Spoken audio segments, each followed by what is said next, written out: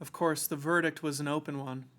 There is no evidence to adduce, and whether or not the man himself committed the murders, there is now none to say. The folk here hold almost universally that the captain is simply a hero, or he is to be given a public funeral. Already it is arranged that his body is to be taken with a train of boats up the Esk for a piece and then brought back to Tate Hill Pier and up the Abbey steps, for he is to be buried in the churchyard on the cliff. On 17th of July, yesterday, one of the men, Olgeren, came to my cabin and in an awestruck way confided to me that he thought there was a strange man aboard the ship.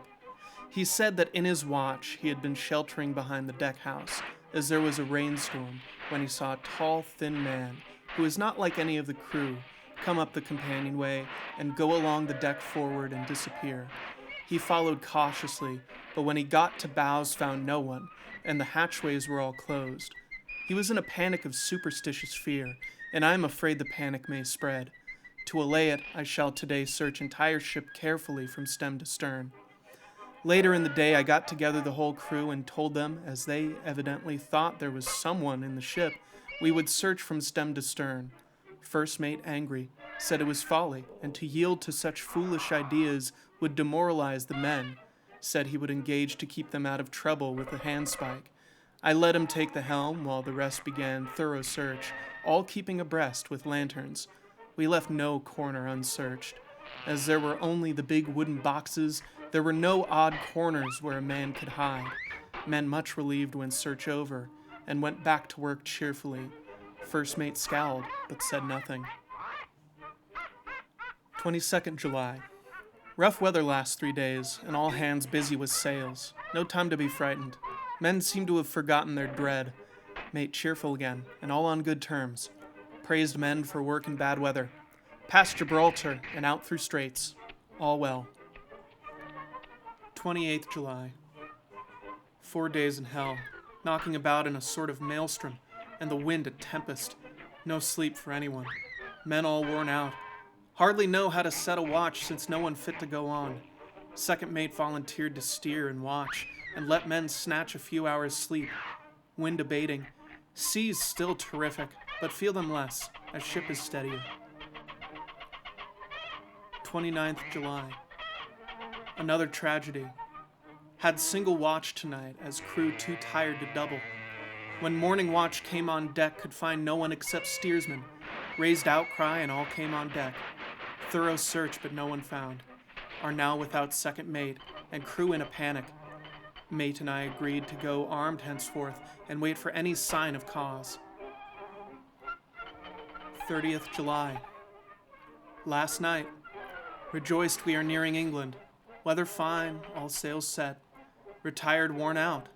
Slept soundly, awaked by mate telling me that both men of watch and steersman missing. Only self and mate, and 2 hands left to work ship. 2nd August, midnight. Woke up from few minutes' sleep by hearing a cry, seemingly outside my port. Could see nothing in fog. Rushed on deck and ran against mate. Tells me heard cry and ran, but no sign of man on watch. One more gone. Lord help us. Mate says we must be past Straits of Dover, as in a moment of fog lifting he saw North Foreland, just as he heard the man cry out. If so, we are now off in the North Sea, and only God can guide us in the fog, which seems to move with us, and God seems to have deserted us. 3rd August. At midnight, I went to relieve the man at the wheel, and when I got to it, found no one there. The wind was steady, and as we ran before it, there was no yawing. I dared not leave it, so shouted for the mate. After a few seconds, he rushed up on deck in his flannels. He looked wild-eyed and haggard, and I greatly fear his reason has given way. He came close to me and whispered hoarsely, with his mouth to my ear, as though fearing the very air might hear. It is here. I know it now. On the watch last night I saw it, like a man tall and thin and ghastly pale. It was in the bows and looking out. I crept behind it and gave it my knife, but the knife went through it, empty as air. And as he spoke, he took his knife and drove it savagely into space. Then he went on. But it is here, and I'll find it. It is in the hold, perhaps in one of those boxes. I'll unscrew them one by one and see. You work the helm." And with a warning look and his finger on his lip, he went below. There was springing up a choppy wind, and I could not leave the helm. I saw him come out on deck again with a tool chest and a lantern, and go down the forward hatchway. He is mad, stark raving mad, and it's no use my trying to stop him. He can't hurt those big boxes. They are invoiced as clay, and to pull them about is as harmless a thing as he can do. So here I stay, and mind the helm, and write these notes. I can only trust in God and wait till the fog clears. Then, if I can't steer to any harbor with the wind that is, I shall cut down sails and lie by, and signal for help. It is nearly all over now.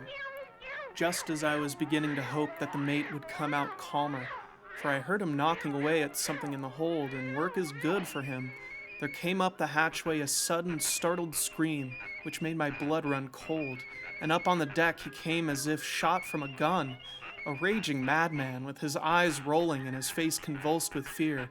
Save me, he cried, and then looked round on the blanket of fog. His horror turned to despair, and in a steady voice he said, "You had better come too, Captain, before it is too late. He is there. I know the secret now. The sea will save me from him, and it is all that is left." Before I could say a word or move forward to seize him, he sprang on the bulwark and deliberately threw himself into the sea. I suppose I know the secret too now. It was this madman who had got rid of the men one by one, and now he has followed them himself. God help me. How am I to account for all these horrors when I get to port? When I get to port? Will that ever be? 4th August. Still fog, which the sunrise cannot pierce. I know there is sunrise because I am a sailor. Why else, I know not. I dared not go below. I dared not leave the helm. So here all night I stayed, and in the dimness of the night I saw it. Him. God forgive me, but the mate was right to jump overboard.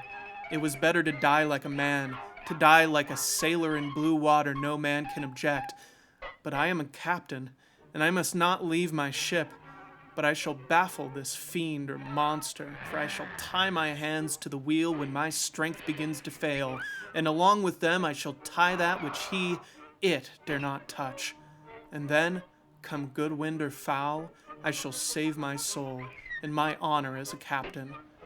I am growing weaker, and the night is coming on.